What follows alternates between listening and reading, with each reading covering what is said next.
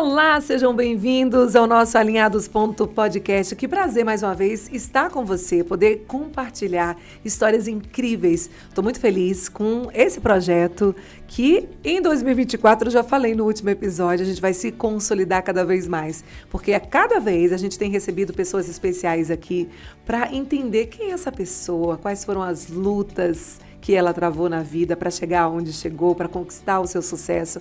A gente muitas vezes só vê o resultado, né? Mas a gente não vê que estrada foi essa, como foi, né? O que é que essa pessoa passou para ter essas conquistas. E a gente fica louco para conhecer, né? E quando eu fiz o convite para essa pessoa, primeiro que eu sou uma admiradora, assim, fã incondicional há muitos anos. A gente já teve a oportunidade de conversar em outras, né, emissoras, em outros projetos. E conhecer um pouco mais dele vai ser um prazer incrível. Gente, ele é um sucesso internacional. Eu posso dizer isso hoje porque com os streams, as plataformas, o mundo inteiro pode conhecer esse grande ator caruaruense e pernambucano que você com certeza já ouviu um dos trabalhos dele e a gente vai contar. Vou só falar aqui, ó, Luiz Gonzaga. Pronto, eu acho que já deu para sacar quem é, né? Adélio Lima, que prazer te receber, amigo. O prazer é meu. Assim que você me convidou, eu digo, é a Aline, vou para lá agora. Que coisa vim tão correndo. Boa. Gente, que bacana. É incrível, eu estava dizendo, Adélio, a gente precisa conversar e conhecer um pouco dessa história, né? A gente vê você brilhantemente, né, arrasando nas séries, no cinema, no teatro, nas novelas, mas não sabe como é que foi construída essa história. Então, a gente precisa conhecer um pouco mais. Acho que está todo mundo curioso, viu? Me conta, Adélio é filho de quem? Eu sou filho de Sinésio José de Andrade e Maria do Socorro Lima de Andrade. Meu pai era de São Joaquim do Monte e casou com minha mãe, que era de Brejo da Madre de Deus, né? Então, eu creio que de meu pai eu herdei justamente o lado artístico, que ele gostava então de fazer poesias, poemas, né? Olha aí. Alguns jogos de letras ele adorava fazer. E era um poeta, era um verdadeiro poeta. E de minha mãe eu herdei um pouco, talvez, da sensibilidade dela, né? Ela é muito sensível com relação a saber o que quer e o que não quer, né? Era uma mulher focada. Às vezes ela chega a ser até uma pessoa, como as pessoas chamam, meu Deus, como é que eu vou dizer isso de minha mãe? Uma pessoa fria. Uhum. Porque ela é calculista. Ela é muito razão. Ela é muito razão. Se ela vê que essa taça tende a quebrar, ela não insiste. Ela diz, não, eu quero um copo de plástico. Né? Então, ela é... Ela é da relação, ela é a razão e seu pai é a emoção. Isso. Como tem que ser, né? A gente divide bem as questões. Infelizmente, né, meu pai já faleceu. Sim. Né? Meu pai era um cara que ele não gostava muito do que eu fazia porque ele não entendia. Ele não sabia normal bem pra o porquê. Época, né, É normal. Meu pai, ele era um cara daqueles camaradas daqui do Nordeste que tinha aquele carinho estranho que a gente amava e ama. O carinho bruto. Às vezes eu chegava, ia para a escola, ficava assim pertinho dele, com os olhos esbugalhados, olhando para ele. E ele comendo a tapioca com queijo que ele adorava de manhã. E minha mãe dizia, o menino vai para a escola, tu não vai nem falar com o menino. Aí ele vinha, me puxava e vai-te embora para tu não te atrasar. Era a maneira que ele tinha de demonstrar amor mesmo. E por incrível que pareça, com o passar do tempo, eu levei para o lado seguinte. Era uma forma dele dizer, vai-te embora que o mundo não espera, não. Né? Então, esse carinho doido, assim... Foram quantos filhos? Rapaz, eu sou filho único. Agora único? Eu tenho 17 irmãos, né? Quer dizer, filho único da sua mãe. Da minha mãe. Mas então ele é danado, né? Era. Ele casou-se 3 vezes, né? Casado 3 vezes. Teve algumas outras mulheres. Algumas puladinhas ao longo de cerca. da vida. Aí eu sei que nós somos em número de 17. Todos se conhecem? Todos têm contato? Não. Principalmente os da primeira esposa dele. Sim, que eram mais distantes. Ele, no caso, foram todos para São Paulo, né? Então eles vivem para lá, então a gente não tem comunicação Contato. quase nenhuma. Chegamos a ter com uma das minhas irmãs, que agora deve ter o quê? Se ainda estiver viva, deve ter seus 68 anos, mais ou menos. Né? Mas isso foi há muitos anos atrás que ela veio a Caruaru e fez questão de conhecer nosso pai. Né? Então, foi a única dessa primeira família. Da segunda, nós nos conhecemos todos, mas eram então só 3 meninas e eu, né? Era o varão. Então, a gente conviveu muito juntos. Então, essa parte da família da segunda e a terceira esposa dele conviveu muito. Né? Ele casou-se com minha mãe. Oh, meu Deus, fica chato falar, mas é real. Até por uma necessidade dele. Ele ainda um pouco jovem e com 3 filhas para criar, né? E sem saber como agir principalmente que eram mulheres. Exatamente. Muito difícil para um homem, né? Então ele precisava de alguém que auxiliasse ele. Entendi. E ele era cartomante e um dia minha mãe foi na casa dele com uma amiga dela. Fazer uma leitura de cartas. Isso. E quando chegou lá, ele olhou para ela e disse: "Você é solteira?" Aí ela disse: "Sou." Aí ele disse: "Você não pensa em se casar não, tal." E começou por ali, né? O velhinho era danado. E ela disse: "Penso, agora só que eu não encontro com quem." Ele disse: "Né? E é possível." Ele tinha um aperto de mão que era o que ele chamava. Ele dizia: "Olha, quer ganhar uma mulher, você ganha primeiro no aperto de mão." Olha pra E ele isso. tinha um aperto de mão que ele segurava a mão assim. Minha mãe disse que quando ele segurou a mão dela e não soltava mais e ficava com o olho vidrado nela, ela disse que o coração dela disparou Acelerou. na hora. Aí para ele disse: "É essa que eu quero. Eu acho que é essa que vai conseguir." O que você lembra da sua minha infância, né, que marcou bastante? Você já veio cedo para Caruaru ou viveu na Eu cidade? sou de Caruaru, né? Você nasceu aqui mesmo? Nascido aqui mesmo. De minha infância, eu lembro talvez o lado melhor que seria o lado de interpretação, por incrível que pareça. Sério? Já nessa época? Só que até então eu não tinha me descoberto enquanto ator. Eu vim me descobrir a partir dos 17 anos. Mas nessa época, que era bem comum as crianças brincarem como se estivessem plagiando os seus filmes prediletos, seus heróis. Então você já era desse universo de gostar disso. Meu Deus, vamos saber que eu sou velhinho. Ó, então, deixa quieto. Eu assistia muito Durango Kid, assistia muito Joe Wayne, né, Zorro, e imitava das eles. Antigas. E quando era à noite, minha mãe comprava, naquela época não tinha essa coisa. Hoje em dia é muito, não pode, isso não pode, isso não pode, isso não pode. Mas eu tinha cartucheiras, tinha uns revólveres, e ali eu passava a noite enquanto minha mãe assistia às novelas, eu ficava na área de minha avó contracenando com minha própria sombra. Né? Era ali que começava a ser ator e eu não sabia. Não tinha a mínima ideia. Criava minhas histórias. Era uma coisa fora do comum. Né? Eu sempre fui muito assim. O Adélio, quando é que veio o start? Né? Você, como é que foi sua juventude? Você gostava de estudar ou não era muito ligado com a escola? Você sempre foi de muitos amigos? Como é que chegou o contato com as artes cênicas? Com relação à escola, eu era uma coisa estranha. Eu nunca me esforcei. Empurrava com a barriga. Mas sempre tirava boas notas. Então você era inteligente. Sempre. Era uma coisa fora do comum. Eu costumo dizer que eu nunca senti preconceito assim de pele, de cor, né, por incrível que pareça. Mas eu sentia um certo preconceito mental, de inteligência. Porque você tinha um QI a mais. Sempre tem isso, né? Quando você tenta mostrar o que você sabe realmente e quando ele passa do limite, sempre tem aquelas pessoas que aquela rixa assim, porque esse cara é muito inteligente. Exato. E tem aquelas pessoas que querem que tentam, né? Ao longo do tempo eu vivi muito isso.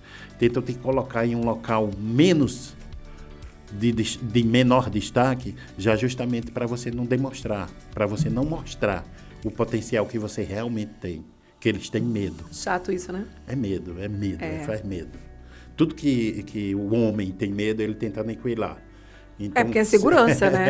É que eu acho uma burrice verdade. tremenda. Você pode utilizar aquilo a teu favor, né? Eu acho que a gente partindo para um outro campo, pronto. O que é que eu vejo hoje em dia? Meu Deus, lá vai eu me meter. Mas eu vejo muita gente dizendo, o forró tradicional está acabando, não sei o que lá. Eu não sei. Se está acabando é porque você está deixando acabar. Eu não vejo nenhum dos tradicionais, por assim dizer, colocar outras pessoas jovens em palco, mostrando os seus talentos. Sim. E eu vejo isso por parte de primeiro era a Bahia que fazia isso. Quer dizer, eu vou falar, o primeiro de todos a fazer isso foi o Gonzaga, fez isso com essa gama de pessoas que está aí. Se eles estão aí é porque Gonzaga deixou eles subir no palco com ele. Eles não fazem isso. E quando é depois se queixam.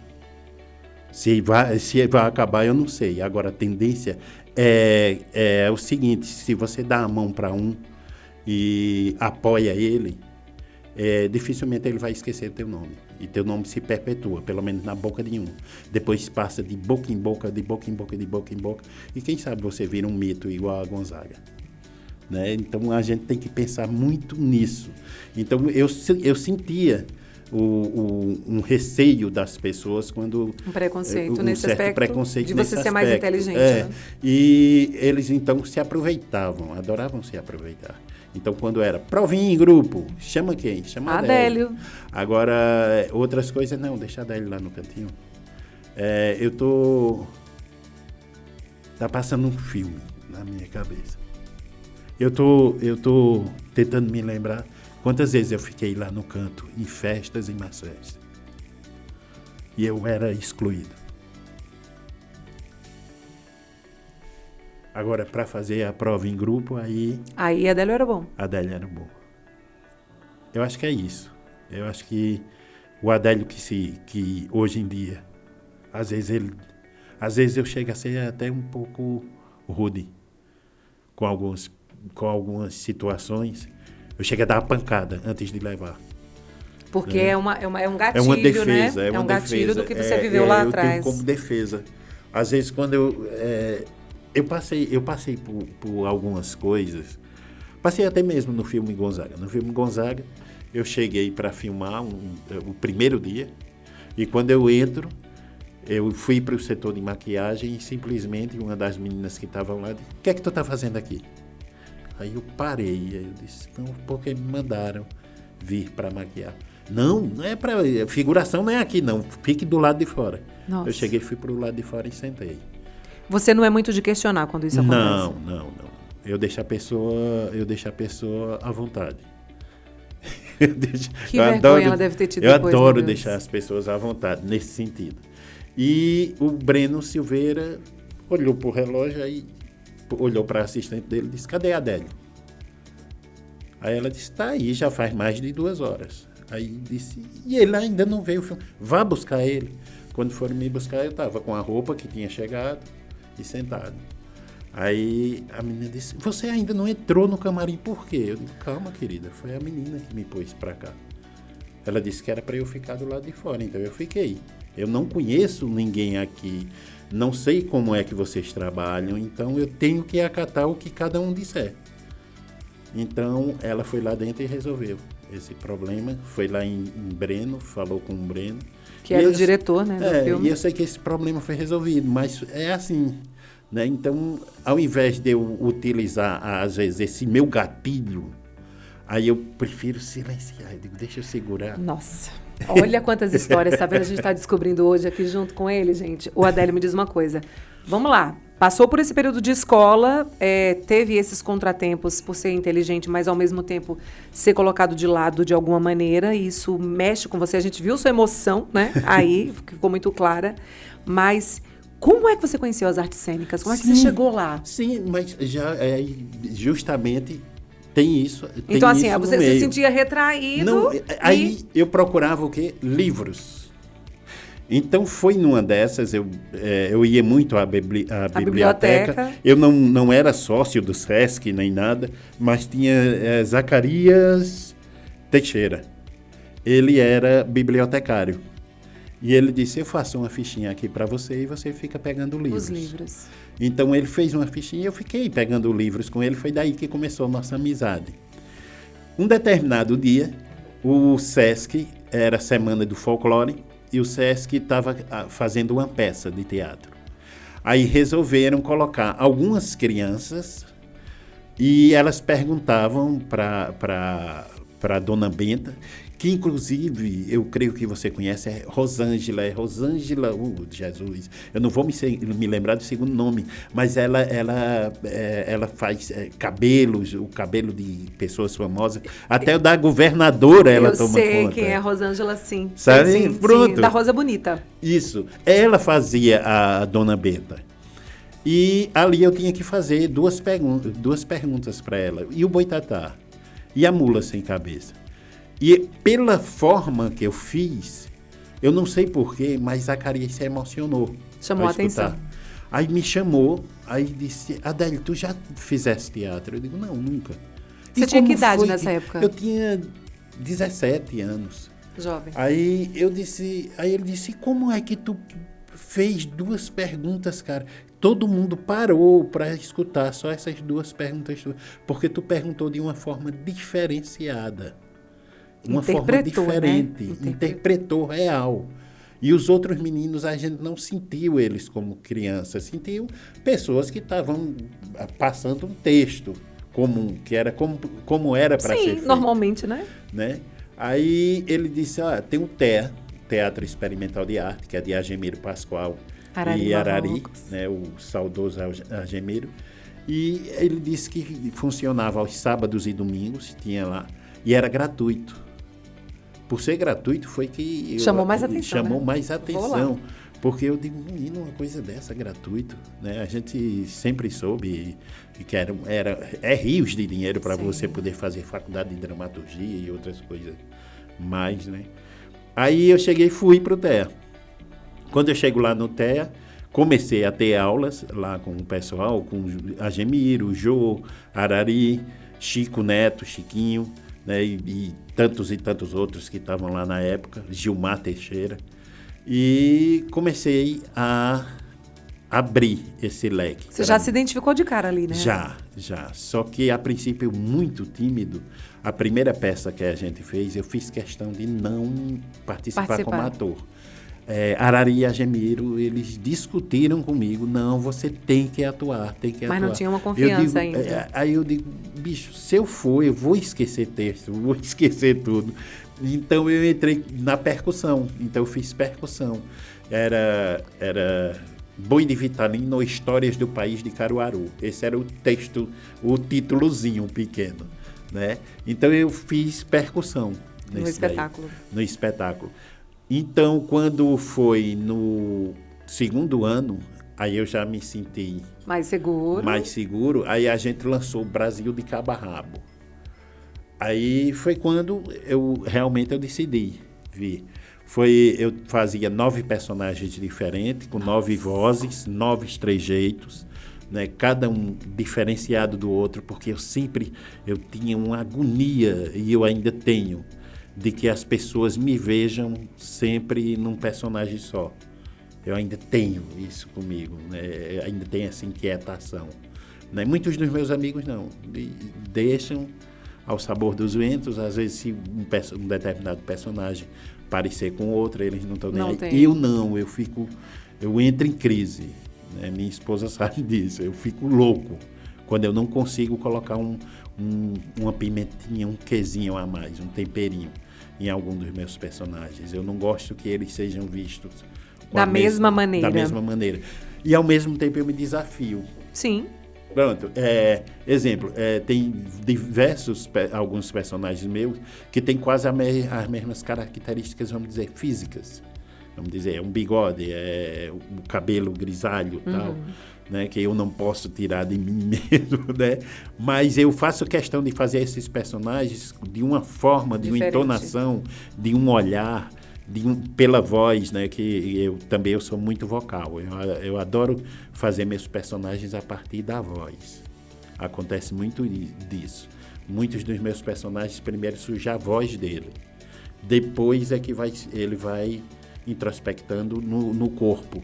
Depois, aí eu começo a criar a historinha de vida dele. A esposa, quantos filhos teria, qual tipo de relação que ele teria com seus filhos, se ele seria um macho alfa, vamos dizer, o dominante, ou se ele seria dominado de certa forma por essa família, né? Então eu gosto de criar toda uma história à parte, para aí sim eu poder partir com, digamos, com essa minha verdade. O Adélio, você é adolescente, frequentando TEA, se descobrindo como ator, gostando dessa experiência, e fazia o quê?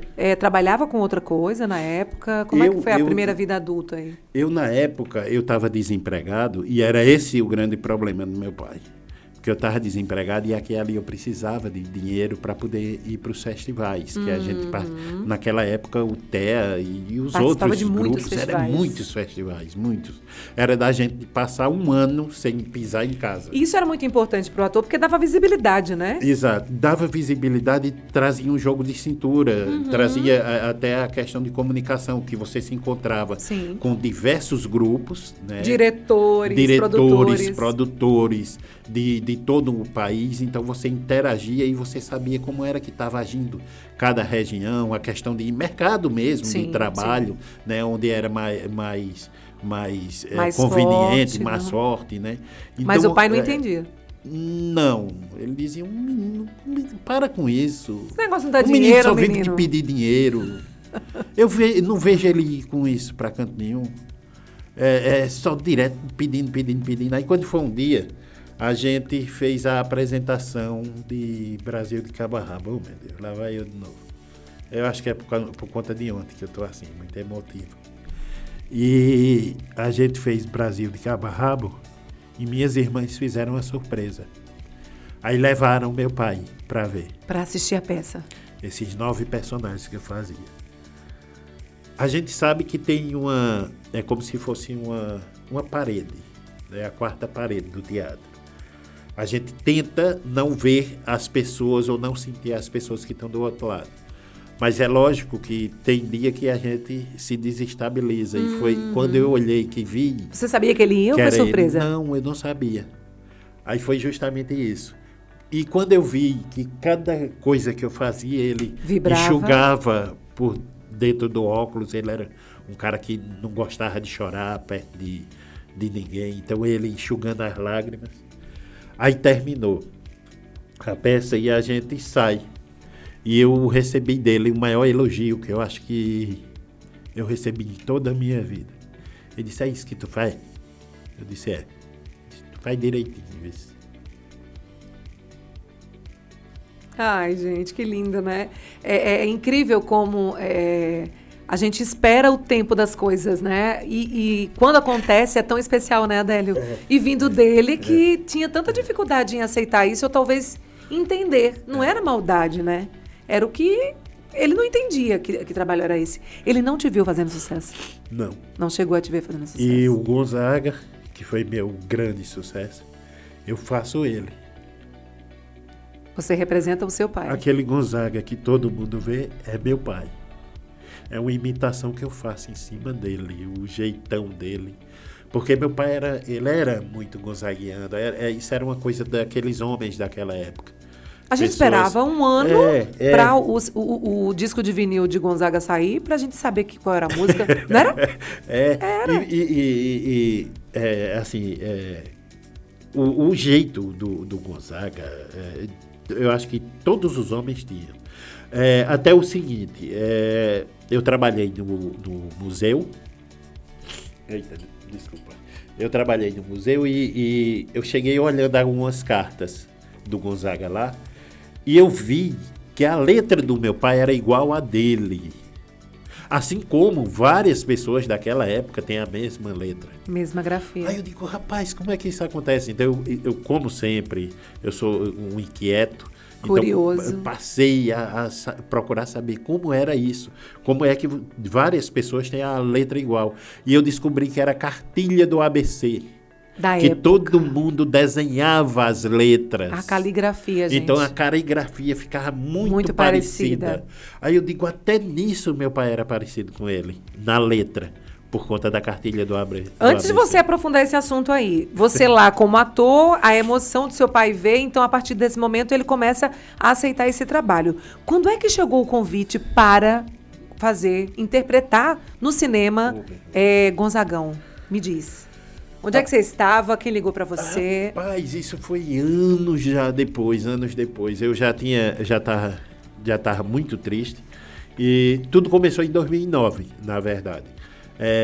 Em 2009, eu levei um projeto meu para apreciação da Fundação de Cultura. Uhum. Aqui em Caruaru. Aqui em Caruaru. Só que eles disseram, não, a gente está pensando em modificar tudo isso, que eu fazia antes um personagem, que era o Januário. Era um matutinho, eu adorava fazer ele. Um carinha feio, mas era apaixonante. Que era como... Eu fazia dele uma criança. Né? Na verdade, era como se fosse minha filha. Que na época tinha o quê? 4 anos de idade. A Alana, é a caçula. Então eu fazia ela. Então a meiguice dele passava para as pessoas. Né? Eu sempre gostei muito de fazer isso. Eu adoro mexer com a cabeça das pessoas. Verdade seja Não é à toa que ele é ator, né, gente? Então, eu fazia esse personagem, tinha muito carinho por ele. Levei, só que não foi apreciado. Disseram, não, esse ano a gente vai modificar tudo, vamos fazer coisas novas, não sei o que, não sei o que lá. Coisas que... 2009. Coisas que essa galerinha inventa. Aí eu digo, não, tudo bem. Aí eu volto para o museu. Só que no museu eu já mostrava as coisas de Gonzaga. Tem até um caso curioso. No museu você trabalhava como funcionário, guia ali. Eu era guia. Prestador de serviço mesmo. Exato. E já tinha acontecido um caso curioso que chegou um guia turístico com um rapaz. O rapaz chegou, pediu para tirar uma foto comigo. Aí eu disse, tudo bem. E toda vez que esse guia turístico chegava, o pessoal dele sempre pedia para tirar fotos comigo. Acho que ele dizia, minha gente, a gente vai pro museu e tem um rapaz lá que é a cara de Gonzaga. Vamos tirar foto. Justamente isso. Só que ele fazia ainda pior, Aline. Ele dizia que eu era sobrinho de Gonzaga. Mentira. Aí ele dizia, olha, vocês vão ver a mesma cara do Gonzaga. Meu tal. Deus.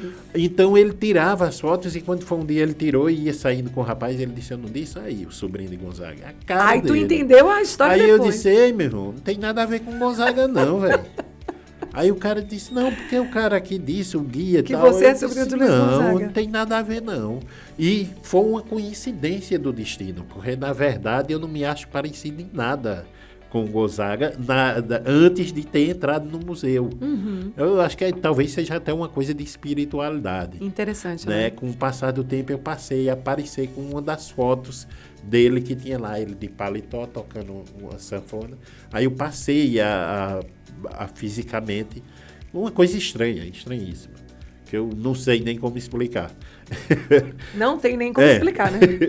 Aí, a partir disso, quando eu volto de lá da fundação, aí eu cheguei triste no museu, aí falo com o Paulo Nailson, que na época ele trabalhava no museu com a gente.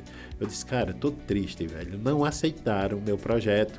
E o que é que eu vou fazer, velho, esse ano? Que era uma outra renda para mim. Sim, além do museu. Exatamente, era o mês de junho. E ele disse, cara, tu não se parece com o Gonzaga?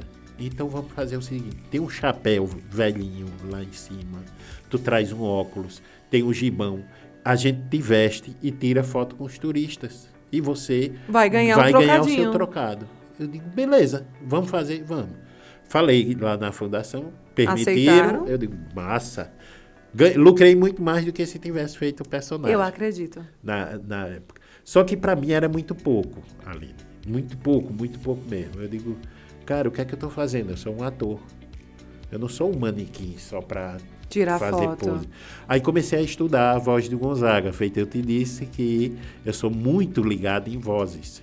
Eu era louco, de primeiro eu era louco para ser locutor de rádio. Eita, tu queria ser... Quando eu ser... via Elieside Interaminense, como é o nome dos outros, que eram os da minha época, né? Ai, meu Deus, deixa eu lembrar. Ivan Bulhões. Ivan Bulhões. Com aquela voz rouca dele. Rosendo. Giovanni Rosendo. Giovanni era brincadeira. Era fantástico. Né? Não, Ivan nem se pronto, fala. eu era fanzaço mesmo, não era e sou ainda hoje, do Giovanni, porque o programa dele era, além de ser um programa de rádio, ele abria um leque para entrevistas. Então parecia um Jô Soares da vida. Era o cara da época, era né? Inteligentíssimo. De tudo parecia que o camarada vivia, se falava com o médico, parecia que ele estava prestando faculdade de medicina junto com o cara. Então eu achava isso fascinante. Sem contar com a voz. Porque era uma voz muito marcante. O que eu achava mais interessante era a voz em si. A voz. Porque naquela época não tinha essa coisa da gente ver o locutor, né? Então o nosso encantamento era ouvir a voz. Né? Mas também aí passava-se. Não tinha gente muito bonita. Minha mãe do céu. Eu tinha uma irmã que ela era apaixonada por uma voz daquele Caruaru, meu Eu já Deus. imagino quem seja.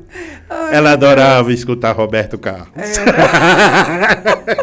Me perdoe, mas... Me desculpa, mas é real. Que resenha. Ai, meu Deus. É riso e choro esse podcast. Eu tô amando. Ai, Jesus do céu. Vou me matar depois. Aí quando chegou na rádio que viu... Aí quando eu cheguei... Aí eu mostrei a ela um dia. Eu tava fazendo uma peça de teatro. Sim. E fui entrevistado na rádio. Aí eu encontro com essa pessoa. Na época ainda tinha aquele vermelho e branco. Sim, o baile que era famosíssimo. Do comércio. Sim. E a gente foi. E quando a gente tá lá, aí de repente chegou. Aí ele fez... Chegou a figura. Bem? Aí eu disse, tudo bom?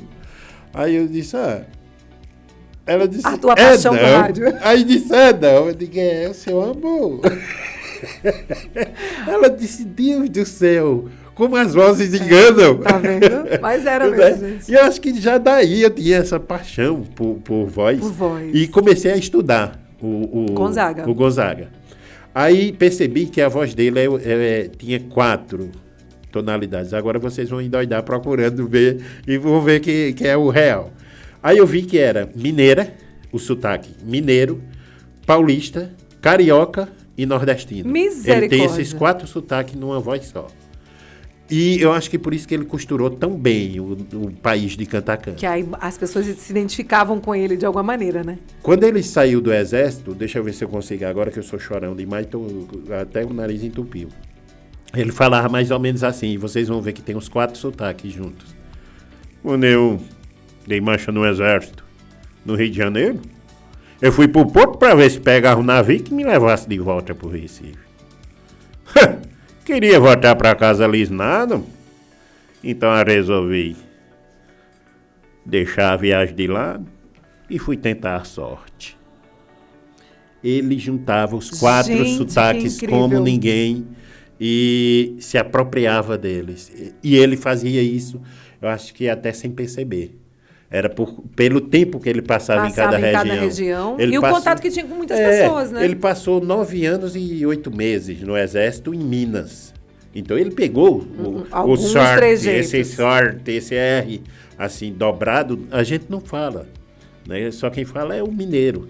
Né? Ele pegou o ti do carioca. Né? Então pegou os diversos sotaques dessas 4 regiões e foi o que bastou para ele poder costurar o país de ponta a ponta. Então eu estudei a voz dele e a partir de um grande mestre, que era o Chico Anísio. Chico Anísio, ele fazia seu Pantaleão. Seu Pantaleão era uma homenagem a Gonzaga, uma homenagem direta, né? Que ele dizia, é mentira, Teta. E ela, verdade. Isso. Né? Então, o cara contador de histórias, que era o Gonzaga. O Gonzaga era muito contador de histórias. Era um cara que ele tirava onda. Ele dizia que era o único cantor que passou a vida conversando e ganhando dinheiro. Né? Tem razão. Né? Aí ele, de vez em quando, ele dizia enrolando os trouxas. Né? Deixa que não. O cara era muito fantástico. O cara, ele era magnífico na arte na qual ele se propôs. Né? Ele talvez tenha falhado uma vez ou outra, mas talvez enquanto pessoa, talvez pelo seu gênio forte, esse pessoal que é genial, também é um pouco genioso. Eu não acredito que nenhuma palavra pode sair daqui para chegar do outro lado se você não tiver firmeza na sua palavra. Então o Gonzaga ele tinha muito disso. E essa firmeza dele em agir, às vezes espantava muita gente. Muita gente, que é isso? Precisa disso tudo? Não entendia, né? A maneira dele. É. E aí, Adélio, você começa a estudar a voz e quando é que veio um convite para você interpretar Luiz Gonzaga no cinema? Veio um ano depois que eu comecei a fazer o Gonzaga. Justamente no museu. Eu estudei as vozes. Aí, além da foto, você dava uma palhinha ali com a voz. E isso começou a chamar a atenção. Aí comecei a fazer uma micropeça. Que eu, até hoje, de vez em quando... Dentro do museu. De vez em quando eu gosto de fazer. Dentro do museu. E essa micropeça era como se fosse o Gonzaga contando a história dele. Eu fiz em 2010, a primeira vez que eu fui fazer, simplesmente colocaram crianças de 5 e 6 anos para que eu fizesse. Eu digo, meu Deus, como é que essas crianças, elas super bem ativas, eu digo, como é que essas crianças vão parar para me escutar e eu só vou contar a história em si, né, fingindo ser o Gonzaga. Aí eu tive uma ideia, aí liguei para minha madrinha, que era viva, eu disse, madrinha, a senhora ainda tem uma cadeira de rodas? Ela disse, tenho. Eu digo, estou indo buscar ela aí. Aí falei com um amigo, a gente saiu de lá do museu, peguei a cadeira de rodas e a gente volta. Aí ele, o que é que tu vai fazer? Eu digo, eu vou entrar de cadeira de rodas. Então, ele saiu me levando na cadeira de rodas e eu já entro numa cadeira de rodas. Que chama bastante atenção. Chama a atenção e prendeu a atenção das crianças. Então, as crianças começaram a olhar para aquele personagem, né, de óculos, um chapéu de cangaceiro, aquele gibão, e sentado em uma cadeira e falando com eles, conversando com eles, e começaram a prestar atenção. Quando termina esse espetáculo, eu faço questão de ficar de pé. E quando eu me levantava, aí eles endoidavam e achavam magnífico aquilo. Então começava a sorrir e batia palma. E muitos choravam até. Achava bonito aquela coisa de eu subir. De se erguer. Né? E eles diziam, ele não é aleijado não, mãe. Né? E foi dessa forma que eu iniciei. E aconteciam muitas coisas engraçadas. Teve um dia aí, Patrícia Poeta veio nos visitar lá no museu, e veio ela e Francisco José, que eu já conhecia. Sim. Aí a gente ficou então conversando os três, e eu estava com a roupa de Gonzaga que eu tinha acabado de me apresentar.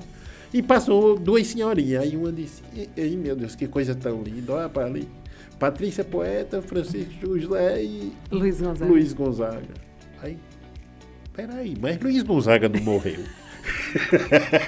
E o que é que ele tá fazendo aí? Aí eu não me aguentei, eu comecei a rir, aí eu disse, venha pra cá pra tirar uma foto com a gente, e ela foi e tirou foto com a gente. E eram coisas assim desse tipo, coisas desse tipo que me preenchem. A minha primeira aparição para pessoas da terceira idade, né? Chegou um grupo lá no museu e eles estavam lá olhando as fotos de Gonzaga, e eu entrava no salão cantando a música de Gonzaga, A Hora do Adeus, né? E eles imagina as recordações fascinados. Que essas pessoas não viviam, né? Eles adoram. Eu acho que é isso que me move ainda a estar insistindo nesse tipo de trabalho, nessa coisa. Eu sei que em outras oportunidades a gente já conversou e você disse que em alguns momentos, em algumas cenas, você interpretando Luiz Gonzaga te fez repensar muita coisa da sua vida. Ah, sim. Inclusive, uma das cenas que são icônicas, não sei se o Moreira tem aí pra gente colocar, acho que vai ser pra você. Né? A gente vai colocar na edição aqui. Essa foto que é você junto com o Gonzaguinha. E você falou que era um momento assim, foi um momento que foi muito marcante, aquela fala, porque trouxe isso para a sua vida, o convívio até com uma filha sua. Fala um pouquinho sobre esse momento. Minha esposa, ela tem uma filha antes de nós nos casarmos. Sim. Né? Eu fui quem criei ela. Ela já veio já tinha 1 ano e 6 meses. Bem pequena. A gente não se dava muito bem no sentido seguinte, era como se fossem 2 crianças. Brigando pelo amor da mãe. Brigando pelo amor da mãe. E quando eu comecei a fazer o Gonzaga, eu comecei a estudar o estilo de Gonzaga, como era que ele vivia com o Gonzaguinha, tal, tudo. eu comecei a repensar a minha vida. Eu digo, rapaz, a vida é muito curta para a gente passar ela todinha com picuinhas e por conta de besteira. Então, um determinado dia eu ligo para casa, aí disse a minha esposa, ela disse, quer falar com quem? Eu digo, com Juliana. E ali a gente ficou conversando coisa de 3 a 4 horas. Mas a gente se entendeu geral. Hoje em dia, ela não liga para a mãe. O primeiro nome que ela pergunta, cadê Painha? Onde é que Painha está? Hoje mesmo ela já mandou mensagem. E Painha, tá onde? Painha é ótimo, né? Né? E eu adoro aquela Que pergunta. legal, gente. Deve ter sido muito profundo pra você, né? Foi. Imagino. Foi, e ainda hoje em dia, apesar de já ter feito 10, 11, 12 anos que eu fiz o filme, eu ainda aqui e ali, eu me pego num pouco da nossa preparação da época para poder repensar e para poder até me comunicar melhor com minhas filhas, né? Eu ainda rebusco, ainda vou lá naquele sentimento guardadinho, eu sempre deixo minhas caixinhas guardadas, aí eu vou lá e tiro, eu digo, pronto, eu vou usar esse daqui hoje. Né? Então eu sempre faço isso, Foi um grande divisor de águas, né? Interpretar Luiz Gonzaga no cinema para a sua carreira mesmo de ator. Foi. Vieram outros tantos papéis importantes. Foi. Depois, o Gonzaga, ele abriu as portas, né? Eu costumo dizer que eu cheguei feito tirador de coco, batendo nas portas com os 2 pés e as 2 mãos. Uhum. Né? Você me lembrou meu pai, que meu pai falava isso, né? O Gonzaga era um ícone, e é ainda hoje. O camarada, você imagina o que é a pessoa falecido há mais de 30 anos, 32 ou 33 anos que vai fazer esse ano, se não me engano. E você ainda falar dele de uma forma tão latente, tão presente, né? É como se a gente dissesse, daqui a pouco ele vai abrir aquela porta, vai entrar e vai se sentar aqui com a gente. Uhum. Né? Então a gente fala de Gonzaga, não fala no Gonzaga. No passado. É como se ele morreu. Não, é vivo. Você vê as bandas de forró, as jovens, né, as novas que estão aí, gente do que faz piseiro, né? Tem que tocar uma música do Gonzaga. Sempre prestam uma homenagem a ele. E eu acho isso lindo, eu acho isso o máximo. Né? Então, a partir do Gonzaga, o Gonzaga, ele também tinha aquela coisa do homem marketing. Então, ele me deu, é meu pai. Digamos assim, na dramaturgia, ele foi meu pai. E coisa que eu não esperava. Mas o camarada, aquele camaradinha, ele, quando abriu as portas para mim, ele abriu de uma forma, mas de uma forma que eu digo, Jesus, eu digo, onde é que eu estou? A gente chegava no Rio de Janeiro, eu e minha esposa, e a gente não acreditava ali. Acredito. Eu fui comprar cigarros, que eu sou fumante, aí muita gente diz, mas Gonzaga não era, mas eu não sou Gonzaga, eu sou Adélio. Eu só interpretei. Aí eu fui comprar um cigarro numa barraca, e quando eu cheguei lá, eu disse, cidadão, por gentileza, uma carteira de cigarro. Aí ele disse, Adélio Lima. Eu digo, como? Se o filme não foi lançado, assim... Aí deu uma olhadinha aí atrás de minha barraca, eu fui olhar e tava as fotos de Júlia Andrade e mim de Xambinho, atrás da barraca dele. Os ônibus em São Paulo andavam com nossas fotos estampadas. Então, eles vivem muito mais isso daí. Né? Eles jogam muito mais mídia do que nós aqui. Né? Então, aí foi quando eu fui percebendo essa grandiosidade. Teve a proporção, né? A proporção. À medida que veio dessa forma, também abriu os olhos do pessoal da Globo e de outras emissoras. E a Globo, como era coprodutora do filme, foi a primeira a iniciar. Então me chamou logo, eu fiz Joia Rara pela Rede Globo, fiz Amor Te Amo, deixa eu ver o que foi mais, meu Deus. Entre Irmãs, sim, vai me ajudando. Neidinha tá aqui, gente, ajudando aqui. Eu sei que eu já fiz em torno de uns 10 trabalhos para a Globo, entre pequenos, grandes, né? Então foi isso, e foi essa visibilidade que Gonzaga me puxou. né?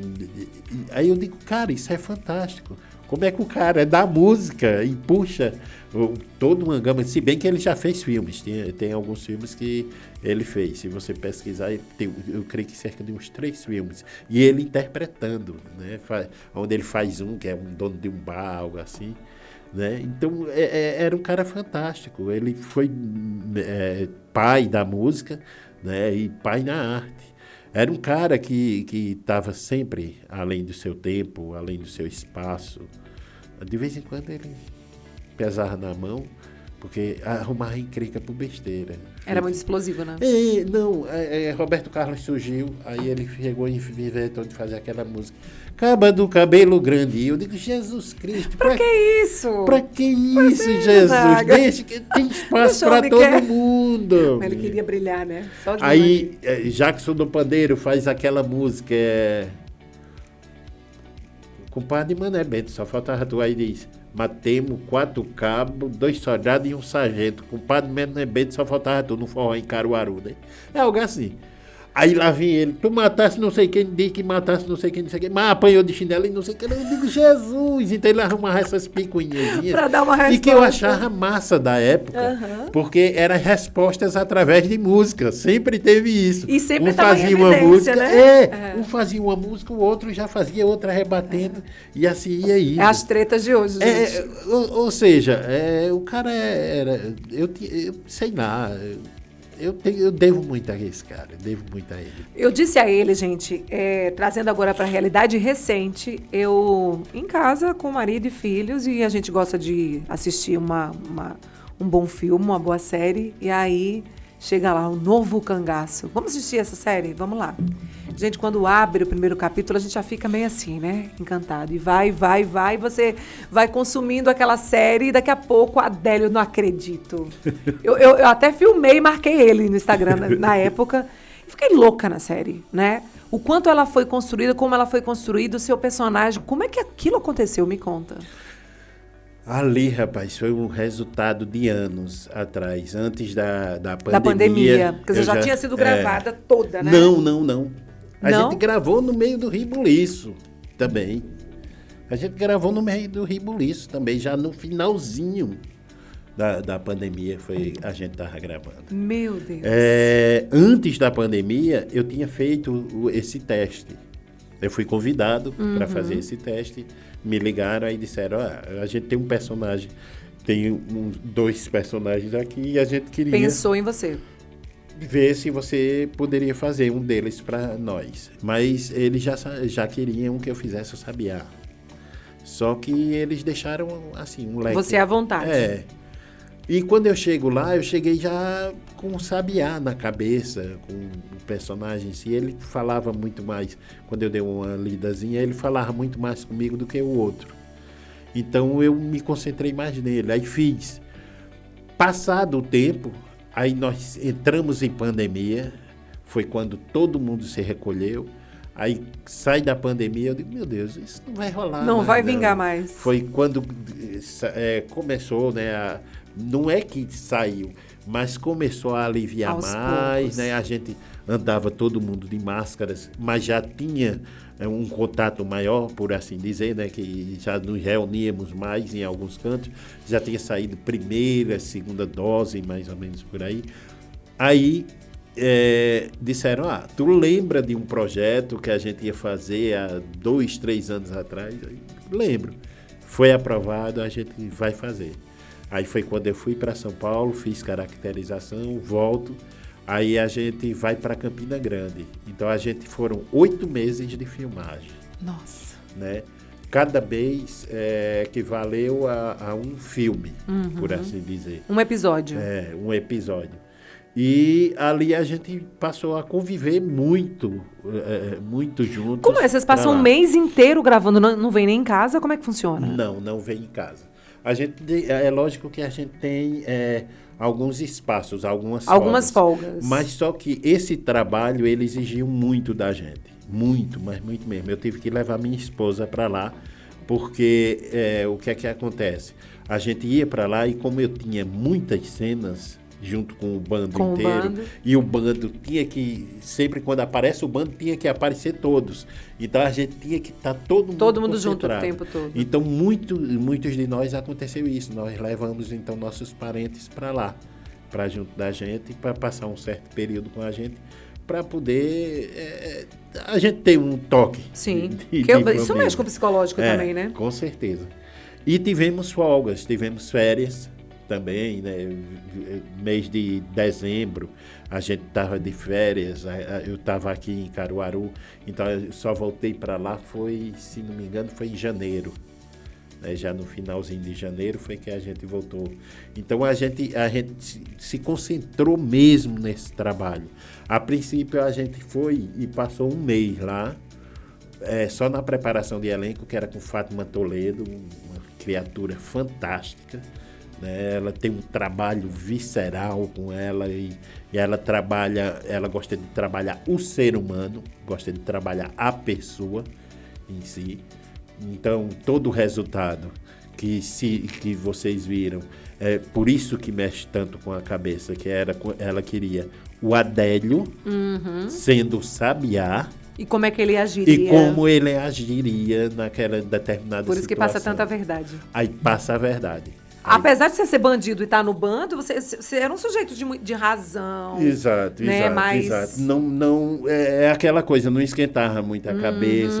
E eles dão pitadas assim, coisas que a gente vê no certo cotidiano, que também não a gente não está homenageando o bandido, muito pelo contrário. Né? Mas a gente tem que mostrar também o lado ser humano. Que qualquer pessoa tem. Então, tem um futebol ali no meio. Eu lembro. Cara, quem assiste aquele futebol leva ele para dentro do bando. Ele passa a gostar do bando. Mas por conta uma ceninha de nada. Isso é a genialidade, tantos de Mari, do Mari Bardan e de Carlinhos, quanto a genialidade dos nossos diretores. Ali em Muritiba, que era a parte mais quente, né? Era justamente a parte de assalto, a parte mais... Os caras eram inteligentes, né? Nossa. E o Fábio Mendonça, que é fora do comum. Eu só digo uma coisa, vocês levantaram o sarrafo lá pra cima, porque eu tô doida pra já a segunda, né? A segunda aí a segunda temporada sair logo pra gente... Eu não sei se vocês vão continuar ou conseguir manter o mesmo nível, porque foi bom demais. Eu tomara que seja liberado logo essa segunda temporada. Tomara que venha... Botando para quebrar. Da mesma forma. Eu acredito que sim. Da mesma forma. Porque eu acredito muito no potencial dessa turma. E eles passaram anos para poder lançar essa série. Se não me engano, essa série está engavetada há 15 anos. Gente do céu. 15 anos estava na gaveta. A história é construída para poder... A história é totalmente construída do jeito que está. Do jeito que está. Ela, dentro da gaveta, eles chegavam em uma produtora, dá para vocês dar uma olhadinha aqui? Aí olhavam. Não me interessa. Não interessa quero. Não. Aí outros olham, esse negócio de cangaço, ele, velho, dê uma olhadinha aí, veja aí. Você esperava o sucesso que foi e que está sendo, né? Porque assim, tá no streaming e isso tá... de alguma maneira se propagando para o mundo inteiro. Não, a gente sabia que teria que ter. Afinal, foram o quê? 100 milhões de dólares. É um investimento alto, né? É um investimento altíssimo. Então, tinha que fazer um certo sucesso. Só que a gente não esperava tanto. Ninguém nunca espera. Para a gente, estava sendo um trabalho normal, que a gente sabia que ia mexer muito com as cabeças. Eu chegava em casa empolgadíssimo. Então eu dizia, que eu chamo minha esposa de Neguinha, nega, tu vai ver, vice. Vamos para as cabeças. E tanto é assim que hoje eu vinha, aí parei o carro no sinal, aí tinha um rapaz lá do outro lado que eu nunca vi. Sabiá! Massa, velho, quando é que sai a segunda temporada? Olha, todo mundo fica louco quando vê. E Adélio, de primeiro, aqui em Caruaru, né? Para quem não sabe, era Luiz Gonzaga. Era Luiz Gonzaga, Gonzagão. Agora não, agora eu divido mais o nome, é o Sabiá também. Sucessão, então, gente. foi quando eu vim me tocar do impacto que causou. A gente tinha Jordi foi quem treinava a gente na questão de tiros, essas coisas assim. A gente deu mais tiro do que a própria polícia. Eu acredito. Para poder se formar. Então a gente foi para um campo de treinamento. O negócio era sério mesmo, é pesado mesmo. O Jordi, ele era... Dá medo em algumas cenas? Alguns não, e muito mesmo. Principalmente quando a gente está com os presídios. Os presídios são os dublês motoristas. E eu passei gente, a muito pressão, com eles. né? Porque... Nossa. Rapaz, tinha uma cena lá que eu digo, Jesus Cristo. Eu quero voltar vivo. Ela viu. A gente saía de dentro do banco e tinha um posto de gasolina, mas era um posto de gasolina real. De verdade. Se batesse ali, poderia explodir. Bateu na bomba, tchau. Sim. Misericórdia. Eu ia tocar sanfona com Gonzaga. Com Gonzaga no céu. E eu tinha que vir no carro. Não, eu vinha dentro do carro. E o meu lado era justamente o lado da bomba de gasolina. Ainda bem que os caras são gênios. Geniais. E ele fazia isso. E pessoas, lógico que é tudo muito bem orquestrado, né, por eles. Casais passavam assim, correndo na frente do carro, e o carro numa velocidade espantosa, e entrava assim pelo posto e dobra do lado das bombas e não toca, e já sai lá na outra rua, lá do outro lado. Eu dizia, bicho, como é que vocês fazem isso? E a gente repete muito. Então eles repetiram, não foi menos do que 20 vezes. E toda vez a mesma adrenalina. E a mesma adrenalina, a mesma intensidade. Então é uma coisa fora do comum. E eu adorei, né? Porque, não sei, vou falar assim, o meu herê, a minha criança interna, adorava isso. Nossa. Porque... como eu estava te falando no início, era o Joe Wayne, eu queria ser o Joe Wayne. Então você realizou seu sonho de criança. E é meu sonho de criança, não só eu, como os meninos todos. Imagina. E a gente ficava brincando lá, né, brincando assim, um com o outro. Rapaz, tu viu a cena que eu fiz hoje? Cada cena que era mais espantosa do que a outra. E cada cena que traga uma emoção a mais. Era um misto, né? De emoção, de companheirismo, de família. Eles conseguiram construir uma série tão extraordinária, né? Que realmente é encantador ver. Quem não assistiu, por favor, vá assistir, viu? É isso mesmo. O novo Cangaço. Adélio tá lá interpretando Sabiá. Tem uma cena que, por incrível que pareça, não faz parte das cenas de tiro. Mas para mim é a cena que me pegou. Onde está eu e Nando e Vando, e a gente contracena, que chegam uns 3 carros, agora vocês imaginem essa situação, 3 carros com 15 homens dentro, cada um pior do que o outro, cada um com a mente mais pesada, mais perversa do que a outra, e eu venho de frente. Então eu já desço do carro com um facão do lado, um 38 na cintura e um rifle daquele papo amarelo, né, o 44. E chego para o cara é fazendeiro, se encontra só ele, a esposa e 3 filhos pequenos. E eu chego perto dele e digo, meu amigo foi ferido aí. E tu não nega um pouso pra gente. Ou vai? E você imagina o cara acuado. E essa cena, pra mim, ela puxa toda uma gama de sentimentos. Eu digo, cara, eu me vejo do outro lado. Se eu tivesse do outro lado, vaqueiro, né? Eu digo, meu Deus, como é tensa, como é intensa, como é gigante essa série. Passa pela meiguice. A meiguice de uma menina que é a Tainá.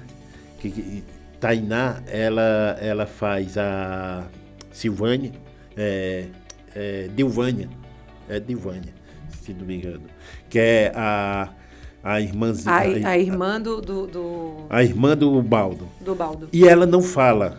Só que como não falar num sertão, naquelas épocas, e como você vai falar com as pessoas. Então ela teve aquela forma de falar com gestos, foi ela que criou. Interessante. E o Fabinho, ela junto com o Fabinho, ela disse, Fabinho, e agora? Eu vou ter que entrar numa sala. Ele disse, como? Você vivia no mato, então você vai ter que descobrir por você. Por você mesmo. E ela descobriu fantasticamente, e a gente vê aquela criatura se comunicar com as pessoas. Então tem muita magia, teve muita magia naquele tudo. A crescente de Ubaldo, que é um cara que é descrente das coisas, acha que foi abandonado, que foi estraçalhado pela família e depois cuspido fora. E depois ele entende, E depois, todo quando o ele contexto. volta, ele entende todo o contexto, o porquê ele teve que ir embora, o porquê a família vive daquele jeito, e tenta se reencontrar de novo com a família. Com a sua E essência. diz, aqui é meu lugar. A Dinorá é brincadeira. Aquele é A um Dinorá, doce, né? A Dinorá, eu acho que era a mulher facinho para qualquer homem. No sentido seguinte, ela sobe a temperatura, né? Ela é uma pessoa esquentada, mas ao mesmo tempo ela é muito doce, principalmente com o namorado, o Lino. Então ela se entrega por completo. Tanto ela é muito extremo. Eu sempre costumo dizer que ela é muito extremo. E a Alice, a atriz que faz, a Alice Carvalho, é uma coisa incrível. Você olha assim para ela, ela não tem nada de Dinorá, ela é bem tranquila, bem, né? Já a Dinorá não, quando é 8 ou 80. Incrível, gente. Ele contou tanto da história, né? Já dessa série. A gente está terminando o nosso tempo aqui. Adélio, tem um momento que eu sempre trago, que é muito interessante, que é um estudo rápido sobre os seus números, do seu nascimento e do seu nome, que a nossa numeróloga Joana Oliveira preparou para você. Vamos acompanhar. Oi, Aline. Oi, pessoal do Alinhados Podcast. Eu sou Joana Oliveira, numeróloga. Eu tô aqui hoje para fazer aquela análise numerológica do convidado do dia. Hoje a gente vai dar uma olhada no mapa de Adélio Lima. Simbora entender como esse mapa funciona e o que é que ele fala sobre você, Adélio. Então, vê só. Vem aqui comigo. De cara, quando eu abro o teu mapa, eu olho para o número 7, um dos números mais energéticos espiritualmente da escala numerológica, tá certo? Então, esse é um número que traz muita profundidade, que te mostra uma pessoa que não gosta de nada raso. Não se apega a nada que não tenha realmente essa profundidade, que não tenha um sentido, um significado, sabe? Para você, as coisas, elas têm que realmente ter essa significância. Vale para tudo na tua vida. O 7 ele é um número um pouquinho do indivíduo. Gosto de ter o meu tempo, de respeitar o meu espaço e quero que as pessoas entendam isso. Nas tuas relações, nos teus convívios profissionais ou pessoais, não abra mão de ter o teu espaço muito bem respeitado. Isso é muito importante para você. Você sabe bem disso, não é verdade? Mas ao mesmo tempo em que você quer ter esse espaço e essa liberdade de viver nos teus pensamentos, né, nas tuas questões, você também gosta de ter esse contato com as outras pessoas. É tanto que profissionalmente as tuas melhores atividades vão ser desenvolvidas em conjunto com outras pessoas. Por quê? Porque eu vejo aqui o número 11. O 11, ele é um número que ele fala muito das parcerias, tá? Porque quando a gente soma 1 mais 1 dá 2. Então, você ali tem que respeitar a tua individualidade, mas ao mesmo tempo também viver em parceria com outras pessoas, porque a partir dessas parcerias é que você vai conseguir desenvolver o que você tem de melhor, entregar o que você tem de melhor pro mundo,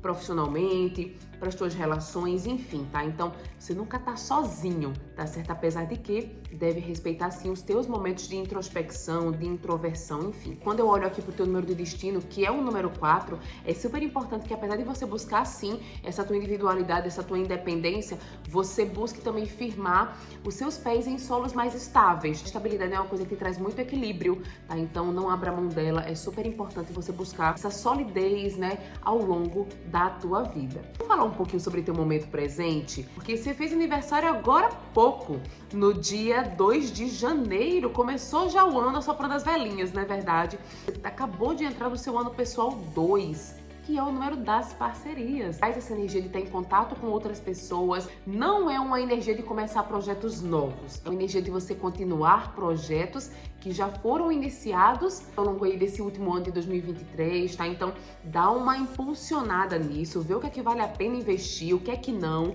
tá? E aí sim você vai aprimorando aquilo que você já começou, porque começar algo agora pode ser arriscado demais. Se tiver algo para começar, algum projeto para começar, só começa a partir de agosto.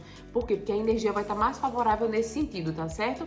Finalzinho de julho ali, você já pode começar algo novo, mas esse realmente é um ano de você dar continuidade ao projeto. Agora, tudo que envolva relacionamento, contato com outras pessoas, vai estar muito favorável ao longo desse ano. Então, eu espero que você tenha gostado, espero que você tenha um ano maravilhoso, pois você acabou de entrar num ano novo pessoal, né? Eu espero que seja um ano maravilhoso para você, tá certo? Até a próxima! Me diz o que é que você achou. Tem a ver com você, não tem? Joana danada. Tem muito a ver comigo, muito mesmo, muito. Eu sou muito assim mesmo. Às vezes eu sou um pouco introspectivo, às vezes eu quero puxar para mim uma responsabilidade e tenho mais que ter parcerias mesmo, ter parcerias, ter paciência e acatar também e aprender a trabalhar mais em grupo. Mas olha, eu amei a gente ter estado aqui e poder conhecer um pouco mais de você. A gente sabe o cara incrível que você é, super família. Eu tava dizendo, Neidinha aguenta ele há quantos anos? São 27 ou é 28? 27, 28, ela tava dizendo. É. Ele, tu disse o quê? Mas antes fosse 29 de cadeia, que para o ano eu tava solto. Nada. E eu sei que vocês travaram muitas batalhas juntos e ela é uma grande companheira, nunca te larga. Eu acho lindo esse não. jeito da Neidinha. A gente tem um relacionamento que começou, ela tinha 9 anos, eu 12.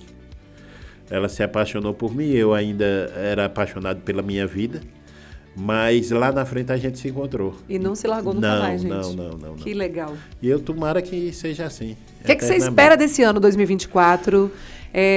Resumidamente aqui pra gente se despedir, que eu queria ficar mais uma hora aqui. Rapaz, eu espero mais trabalhos que eu consiga enganar mais vocês.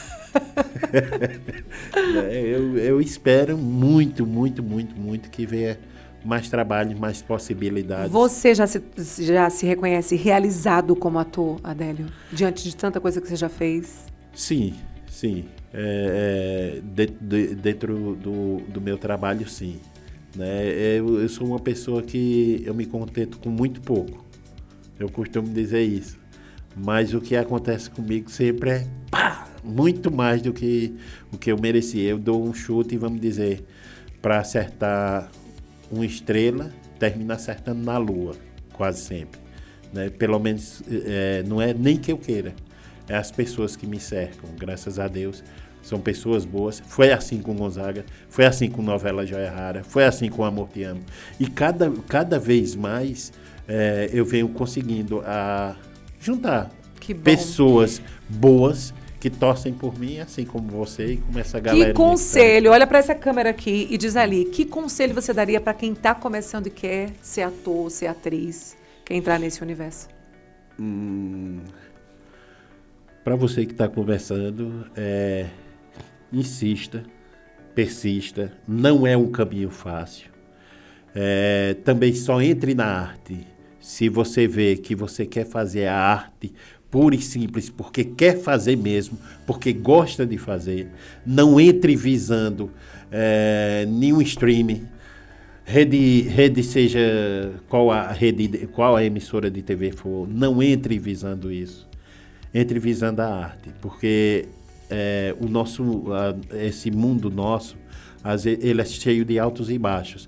E quem lida com o psicológico, com a mente, como o ator em si, ele não pode estar se apegando a determinados sonhos, determinadas coisas não, porque ele pode se enganar, às vezes ele não chega a realizar algo e se decepcione muito. E é muito ruim a gente mexer com a cabeça sem ter como voltar atrás. Pois é, gente, eu amei ter estado aqui, que seja a primeira de muitas pra gente conhecer cada vez mais o seu trabalho e você como pessoa, agradecer demais, tá? Por ter compartilhado um pouco da sua história linda com a gente. Eu que agradeço. Me chamou, eu tô aqui de novo. Foi, tá certo. E eu vou esperar, hein? na segunda temporada. Por favor. Vamos esperar juntos. Vamos esperar juntos. Gente, é assim, a gente fica por aqui, né, com essa delícia de encontro com o ator Adélio Lima. Sábado eu te encontro novamente, hein? 7h30 estou esperando você aqui no Alinhados.podcast. Fica com Deus, paz e bem, tudo de bom para você. Tchau, tchau. Cheiro.